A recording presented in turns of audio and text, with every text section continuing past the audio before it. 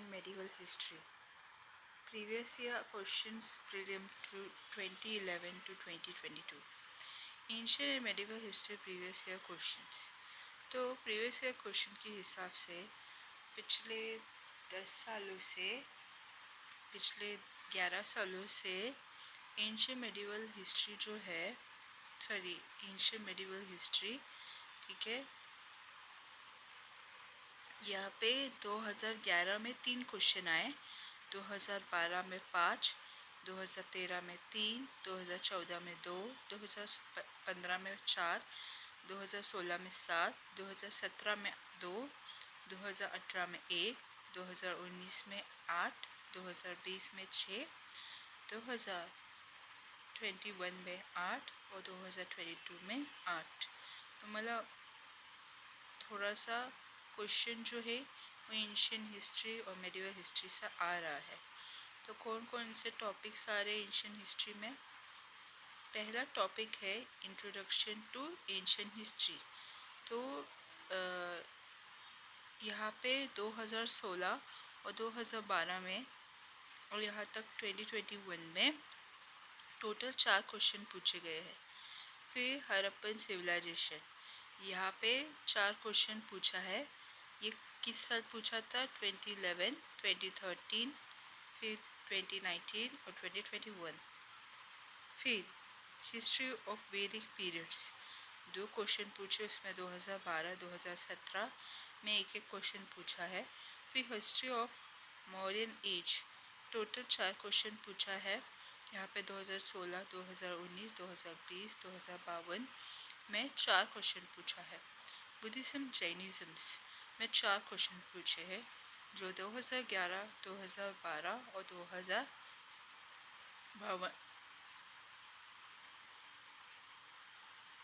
2022 में पूछा है। History of Gupta period, 4 question पूछे हैं, 2019, 2020, 2052 में पूछा गया है। हर्षवर्धन एंड सर्दन डायनेस्टी, ये 2 ही क्वेश्चन पूछा हुआ है, 2011 और 2013। Arts and literature during ancient times, तो ये 3 क्वेश्चन पूछा है, जो 2016, 2020, 2052 में पूछा है। तो मतलब कुल मिला के 11 साल के अंदर टोटल 27 क्वेश्चन पूछा है। 27 क्वेश्चंस ही पूछे हैं। तो इसका मतलब ये है कि 2011 में एंशियंट हिस्ट्री के बारे में 3 क्वेश्चन पूछा है, 2012 में 4, 2013 में 2, 2014, 2015 में बिल्कुल नहीं पूछा है, 2016 में 3, 2017 में 1, 2018 में 0 है, 2019 में 3 है, 2020 में 4 है, 2052 में 4 है और 2022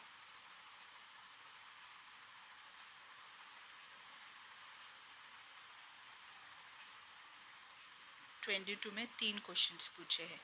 question on Jainism Buddhism covered in art and culture, तो आर्ट और कल्चर में जैनिज्म बुद्धिज्म के क्वेश्चंस है। तो हमारा सबसे पहला टॉपिक है कंस्ट्रक्शंस ऑफ एंशिएंट हिस्ट्रीज, ठीक है। हाँ, तो कंस्ट्रक्शंस ऑफ एंशिएंट हिस्ट्री, तो हिस्टोरिकल प्लेसेस, बुर्जा होम, चंद्रकेतु घर, घानेश्वर, well known for rock cut shrines, terracotta art, copper artifacts. Which of the pair given above is one a correct match? A 1 only, B 1 and 2, C 3 only, D 2 and 3। तो इसमें से कौन सा pair जो है वो सही है? बुर्जा होम जो है वो एक्चुअली बुच है। तो करेक्ट आंसर है डी, सब theme significant feature of historical places. तो पेयर 1 जो है इनकरेक्ट है, क्योंकि पेयर 1 में बुर्जा होम है। Had a well-developed bone tools industry. Other find at Burza home includes pits and coarse potteries, rock shrines were not feature of the Burzaham site. तो बुरजाहम site जो है वो रॉक श्राइन्स के लिए जाना नहीं जाता है, वो सिर्फ जाना चाहता है बोन टूल्स इंडस्ट्री के लिए और यहाँ तक उसके पिट्स और कोवर्स पोर्ट्रेट्स के लिए। सेकेंड पेयर जो है वो करेक्ट है, जिसका नाम है चंद्रकेतुगढ़।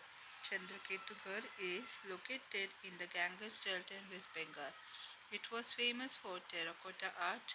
It is connected to Ganga by Vidyadhari River, which make it ideal for a flourishing trade center. तो चंद्रकेतु जो है वो लोकेटेड है वेस्ट बंगाल में गंगा डेल्टा में। तो ये फेमस है टेराकोटा आर्ट के लिए। ये कनेक्टेड है गंगा से, विद्याधरी रिवर्स की वजह से वो विद्याधरी रिवर्स की वजह से गंगा के साथ कनेक्टेड है और वो ट्रेड सेंटर को फ्लरिश करता है। Pair 3 is correct. कौन सा जगह है? Ganeshwar. Ganeshwar is located in the north eastern part of Rajasthan. Hundreds of copper artifacts have been found at this site, which suggests it must have been a copper working center. घानेश्वर जो है राजस्थान के north eastern part में located है। यहाँ पे 100 से ज़्यादा copper के आर्टिफैक्ट्स पाए गए हैं, जिससे कॉपर वर्किंग सेंटर्स होता था, ऐसा मान सकते हैं। तो पेयर 2 और 3 जो है घानेश्वर जो टेराकोटा आर्ट के लिए फेमस है, सॉरी चंद्रकेतु जो टेराकोटा आर्ट के लिए फेमस है, गणेश्वर जो कॉपर आर्टिफैक्ट्स के लिए फेमस है, ये करेक्ट है।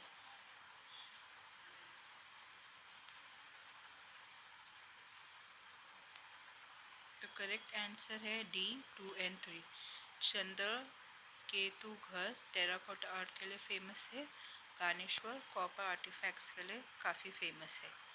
सेकेंड है, in the context of the history of India, consider the following fair: Iripatti land revenue, which was set apart for the maintenance of the village tank. Tanjore village donated to single Brahmins or group of Brahmins. Ghatikas college generally attached to the temple. Which of the pair given above is correctly matched?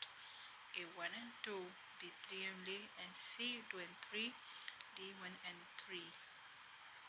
तो ये history of India का context बता रहा है। इसमें से जितने भी टर्म्स है वो कैसे वो डिस्क्रिप्शंस के साथ करेक्ट है कि नहीं वो हमें जानना है। तो पहले है इरिपट्टी, जिसमें डिस्क्रिप्शन दिया है लैंड रेवेन्यू, जो विलेज टैंक का मेंटेनेंस का एक हिस्सा है। तंजूर, जो विलेज ने डोनेट किया है एक ब्राह्मण्स को या फिर ग्रुप्स ऑफ ब्राह्मण्स को। घटिका, जो कॉलेज जो मंदिर के साथ अटैच है। तो इसमें से कौन सा पैर करेक्ट है? A1 and 2, B3 only, C2 and 3, and D1 and 3। D. Sub-theme. Terminology is based on ancient India.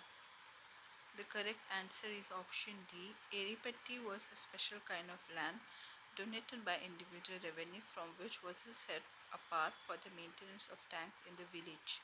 Generous donations were given to the place of studies like Ghatikas and mutts. तो एरिपट्टी जो है ये एक special type का एक ऐसा एक बहुत ही स्पेशल हिस्सा है जिससे कोई भी इंसान जो है अपना ज़मीन डोनेट कर सकता है। ठीक है, ये एक ऐसा रेवेन्यू है जिससे गांव में जो टैंक का मेंटेनेंस होता है और ये जनरस डोनेशन जो है दिया जाता है घटिकास को और मर्ड्स को, जहाँ पे लोग पढ़ने आते हैं। During the Chola admissions, occasionally a very large village would be administered as a single unit and this was called Taniyur। तो चोला एडमिनिस्ट्रेशन के वक्त बहुत बड़े बड़े गाँवों में सिंगल यूनिट्स में एडमिनिस्ट्रेशन होता था, जिसे कहते हैं तनियू। तो उसमें से करेक्ट आंसर है डी। तो वन एरीपट्टी जो है लैंड रेवेन्यू, जिसको विलेज टैंक का मेंटेनेंस का हिस्सा है। और तीसरा है घटिकास जो कॉलेज जो टेम्पल से अटैच है। तो एरीपट्टी घटिकास करेक्ट है। With reference to the scientific progress of ancient India, which of the statement given below are correct? तो एंशियंट इंडिया का साइंटिफिक प्रोग्रेस का रेफरेंस देते हुए कौन सा स्टेटमेंट जो है नीचे वो करेक्ट है? First, different kind of specialised surgical instruments were in common use by first century AD.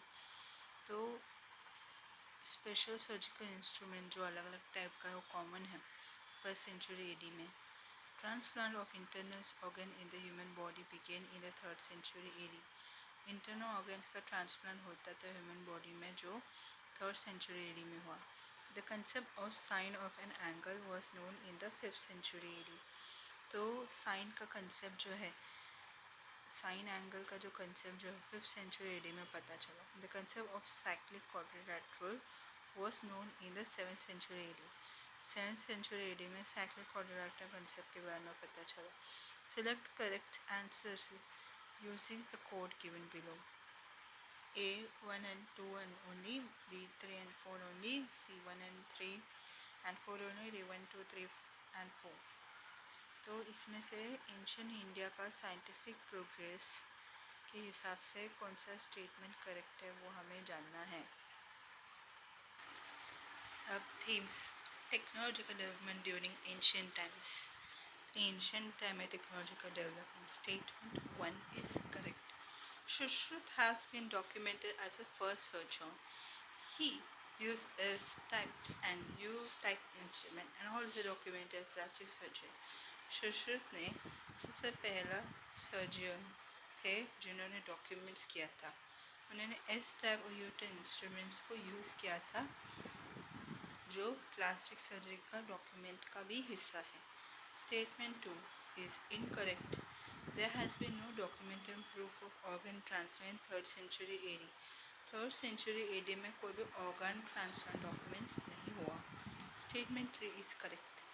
Aryabhatta has given sine angles and reverse sine angle in his book Surya Siddhanta.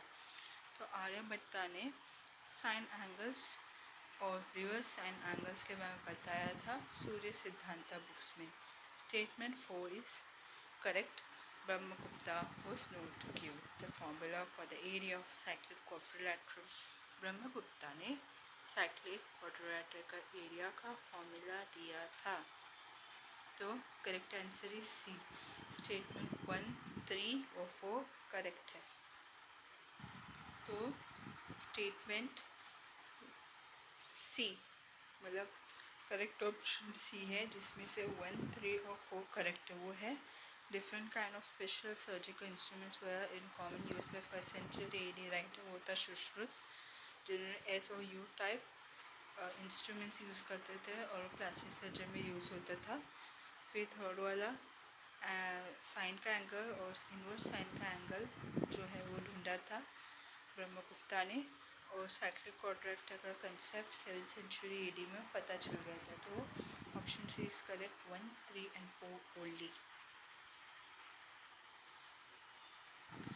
With reference to the guilds, shrainis of ancient India that played a very important role in the country's economy, which of the following statement is or are true? तो guilds श्रेणीज जो ancient India का reference है उससे बहुत ही important role निभाया countries के economy में। तो इसमें से कौन सा स्टेटमेंट जो है वो सही है? First, every guild are registered by the central authority of the states and the king was the chief administrative authority on them. हर गिल्ड मतलब हर श्रेणी ने सेंट्रल अथॉरिटी जो है स्टेट्स के उनके अंडर रजिस्टर किया है और उनके गिल्ड में जो राजा जो है चीफ एड और उस सेंट्रल अथॉरिटी में किंग जो है चीफ एडमिनिस्ट्रेटिव अथॉरिटी का काम करते हैं। The wage rules of work standard and price were fix by guilds. तो गिल्ड की वजह से wage work rules standard price fixed होगा। The guild had judicial power over its own member. Guild का जो है अपना खुद का जुडिशियल पावर है उनके खुद के मेंबर्स पर। Select the correct answer using code given below. तो कोड जो है कौन सा करेक्ट है? A 1 and 2 only, B 3 only, C 2 and 3 only, D is 1, 2 and 3. तो ऑप्शन सी करेक्ट है। तो सब थीम है administrative structure during ancient times. तो एंशियंट टाइम में जो एडमिनिस्ट्रेटिव स्ट्रक्चर है। Statement 1 is incorrect. Guilds were professional bodies of jewellery weavers and ivory carvers who came together to control quality productions, create sound business ethics, and maintain fair wages and prices. Each guild has its own chief assisted by others. तो statement 1 incorrect है श्रेणीज के बारे में। जो श्रेणीज जो है guild जो है ये ज़्यादा आर्टिस्ट होते हैं या क्राफ्टमैन्स होते हैं जो ज़्यादातर art jewellery weavers ivory carver का काम करते थे। ठीक है, तो इनका काम क्या था? ज़्यादातर ये सब सामान बनाना जो और उसके साथ साथ उसका क्वालिटी प्रोडक्शन को कंट्रोल करना, एक एथिकल बिजनेस को साउंड एथिकल बिजनेस को क्रिएट करना और जो वेजेस जो है सैलरी जो है प्राइसेस जो है उसे फेयरली मेंटेन रखना। और हर गिल्ड में हर श्रेणी का अपना अपना खुद का चीफ था, अपना अपना खुद का मुखिया था जो एक दूसरे की मदद करता था। स्टेटमेंट 2 करेक्ट है। The Ramayana and many place from the Gupta period and Tamil Sangam literature write in detail about the trade guilds or Shrenis.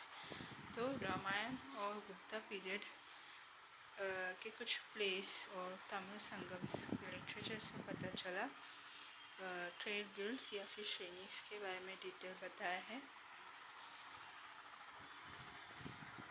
Statement 3 is correct. Guild members were entitled to impeach and punish a chief found guilty of misconduct. तो हर श्रेणीज के member जो है वो entitled है। ठीक है, तो हर guild हर श्रेणीज में अपने अपना खुद का चीफ है और चीफ जो है अपने गिल्ड के मेंबर को पनिश कर सकता है, सज़ा दे सकता है किसी भी गलतियों के लिए। उस गिल्ड का चीफ जो है पनिश कर सकता है अपने गिल्ड के मेंबर्स को। तो करेक्ट आंसर है ऑप्शन सी 2 और 3 जो है करेक्ट है। तो wage rules of work standards and price were fix by guild. तो गिल्ड जो है वो सैलरी वर्क्स के रूल स्टैंडर्ड प्राइसेस को फिक्स करके रखता है, मेंटेन करके रखता है। गिल्ड श्रेणी जो है उसके पास जुडिशियल पावर है अपने खुद के मेंबर के ऊपर। मतलब अगर उनका मेंबर गलती करता है तो गिल्ड का जो चीफ है उसे सज़ा दे सकता है। तो सी ऑप्शन में 2 और 3 करेक्ट है।